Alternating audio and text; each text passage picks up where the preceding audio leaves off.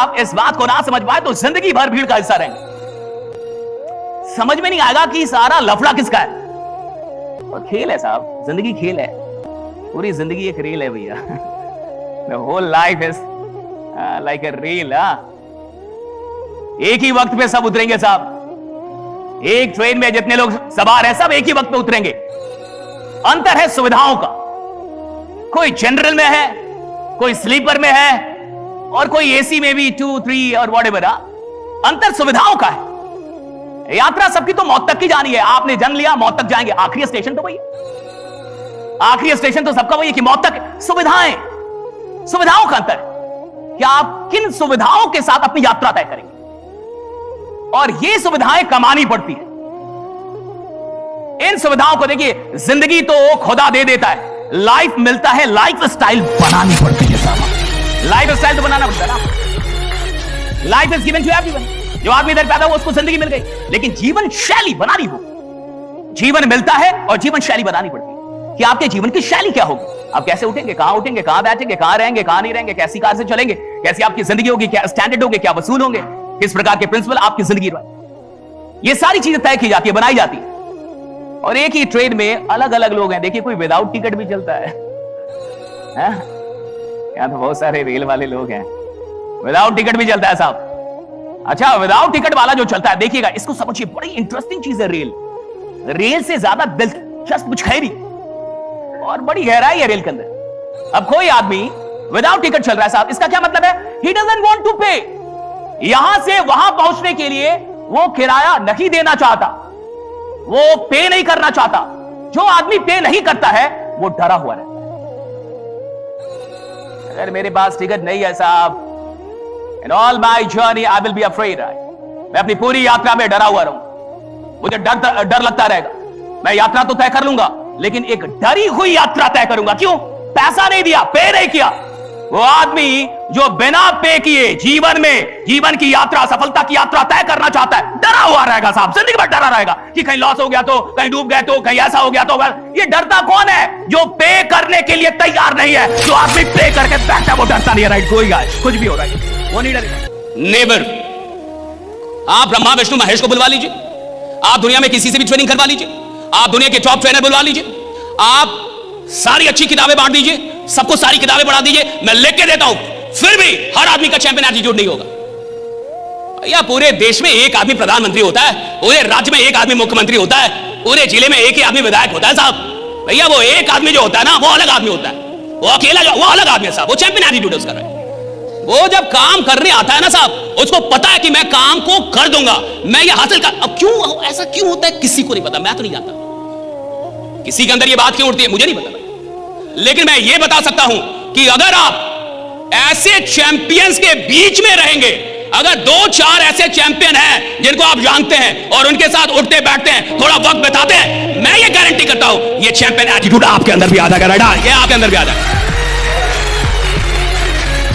ऐसे लोगों के साथ रह रहे हैं आप। गरीब आदमी गरीबों के साथ ज्यादा उठता बैठता है। और सुन लीजिए, आदमी खुश क्यों है? क्योंकि उसके अगल बगल में सब एक ही जैसे हैं।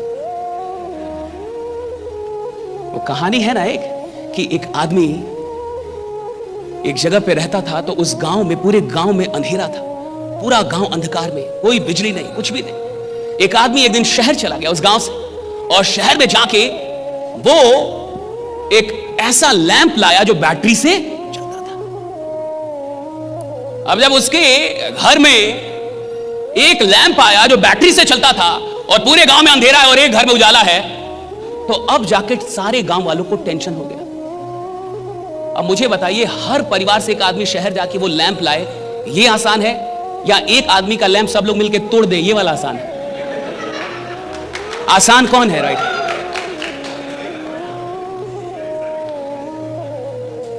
इसमें एक और अच्छी कहानी है, सुनिए। एक आदमी अपनी जिंदगी में, उसको ट्रैवलिंग करना बहुत पसंद था, घूमता था, एडवेंचरस आदमी था। एडवेंचरस समझते हैं ना, इसको थोड़ा पहाड़ी इधर उधर, समुद्री यात्रा करे जाए, उसको मजा आता था। बढ़िया आदमी था भैया, घूमने का ख्वाहिश था उसका। घूमते घूमते एक दिन नदी से, समंदर से ऐसे घूमते घूमते एक दिन एक टापू पे चला गया। बहुत गौर से समझिए।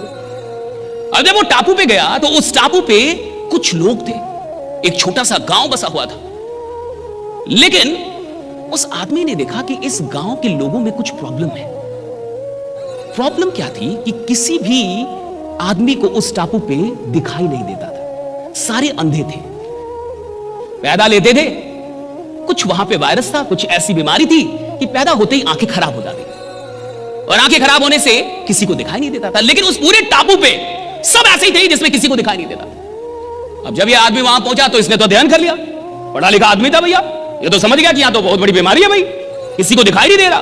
उसने गांव वालों से बात की और ऐसी एक सभा बुलाई और कहा कि देखिए आप सब लोग पे मुझे बहुत ही रहम आ रहा है और मैं बड़ा दुखित हूं क्योंकि आप सब लोग एक बीमारी से ग्रसित हैं। लोगों ने बोला किस बीमारी से? कहा कि आप सब लोग को दिखाई नहीं देता और मुझे बहुत दुख है कि आप लोग को दिखाई नहीं देता।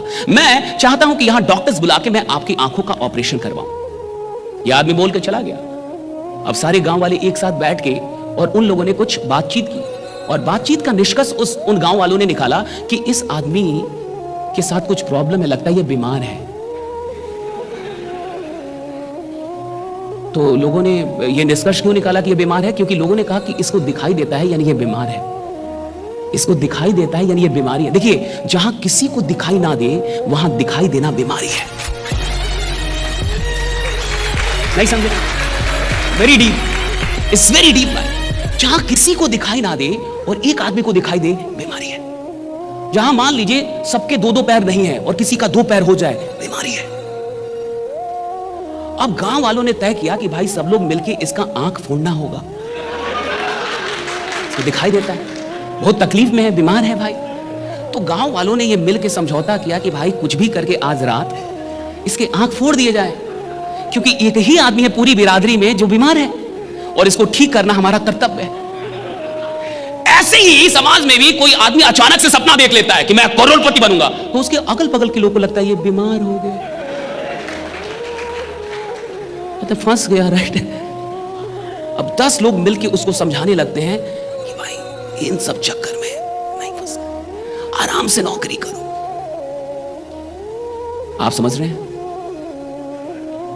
चैंपियंस एटीट्यूड क्यों नहीं बन पाता? आप इस बात को समझे, क्योंकि जैसे ही आपके अंदर का चैंपियन जगता है ना कि अब मैं कुछ बड़ा करूंगा, आज से जिंदगी में कुछ बड़ा करूंगा, तब तक 10 लोग आपके अगल बगल में होते हैं जो आपको याद दिलाते हैं कि चुप, तू है कौन, ये समझ रहा है, मारेंगे। ये 4 कैटेगरी जो एटीट्यूड के, ये चारों एक आदमी के अंदर है।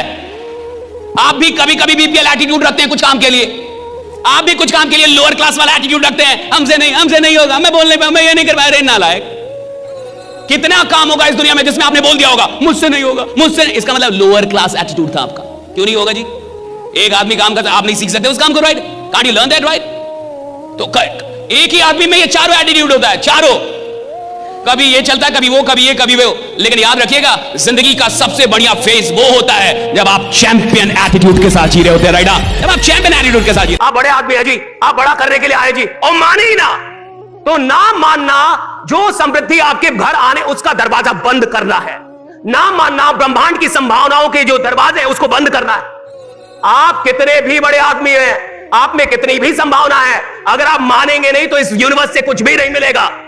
मान के चलिए कि यूनिवर्स आपको 100 करोड़ भेजने वाली है, लेकिन आप मानते नहीं है तो वो 100 करोड़ आके भी चला जाएगा, आपके पास तो नहीं टिकेगा साहब। जो मान नहीं सकता उसको मिल भी नहीं सकता। मिलना मुश्किल नहीं है, मानना मुश्किल है कि मुझे मिलना, मानना मुश्किल है भाई। ये मानना ना कि मैं 100 करोड़ का आदमी हूं, ये मुश्किल है। ये मानना ना कि मैं बड़ा आदमी हूं, ये मुश्किल है। क्यों? अभी आप कुछ है ही नहीं और तब मानना कब पड़ता है? जब आप नहीं है। आप 100 करोड़ के आदमी हैं, आप क्या मानना पड़ेगा? आपके पास एप्पल मोबाइल आ गया जी, आईफोन, आपको मानना पड़ेगा कि ये एप्पल है। आप क्या मानना है? आप दिखाइए, पूरी दुनिया मानेगी। लेकिन जब आपके पास नहीं था और तब मानना, देखिए मानना क्यों कठिन है। जब नहीं है तब मानना है, जब आप बड़े आदमी नहीं है तब मानना पड़ता है। जब मैं बड़ा आदमी तब मुझे मानना है, जब मैं 100 करोड़ का तब मानना है। जब आप पे कर्जा है और आप कह रहे मैं 100 करोड़ का आदमी हूं, कह रहे मेरा दो ना 100 रुपए जो लिए थे, 100 करोड़ का, ये बड़ा कठिन है, कठिन काम है ही नहीं ना। आप रियलिटी कुछ और है, मान कुछ और है।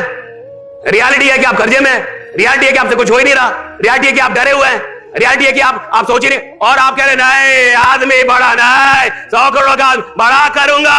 इधर ऐसे भीड़ का हिस्सा रहने के लिए पैदा नहीं हुआ, भीड़ को प्रेरित करने है, ये अलग काम है, ये अलग काम है। और मैं कह रहा हूं 90% लोग मान ही नहीं पाते, अंत तक भी नहीं मान पाते।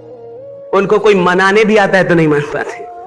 मान लीजिए कि रामायण में जामवन जी ने हनुमान को यह बताया कि तुम बहुत शक्तिशाली हो, ऐसा अतीत है वैसा अतीत है, और हनुमान जी ना मानते तब हम नहीं मानेंगे मन में नहीं, अरे हो नहीं माने, क्या होता, उड़ जाते, चले जाते वहां पे। ज्ञान से मोटिवेशन नहीं आता, ज्ञान से शक्ति पैदा, मानने से, पहले तो मानना पड़ता, बाद में ज्ञान आएगा। बाद में चीज है, पहले मानना पड़ता है कि मैं आदमी बड़ा हूं, मैं जिंदा हूं तो बड़ा हूं। और कोई भी आदमी, मैं तो कल प्रेमानंद महाराज की वीडियो देख रहा था, प्रेमानंद महाराज कह रहे थे कि तुम उस परमात्मा के अंश हो, तुम महादेव के अंश हो, तुम उस परम पिता के अंश हो, तुम जो चाहो वो उपलब्ध कर सकते हो। कितनी वो भी बोल रहे हैं सेम बात।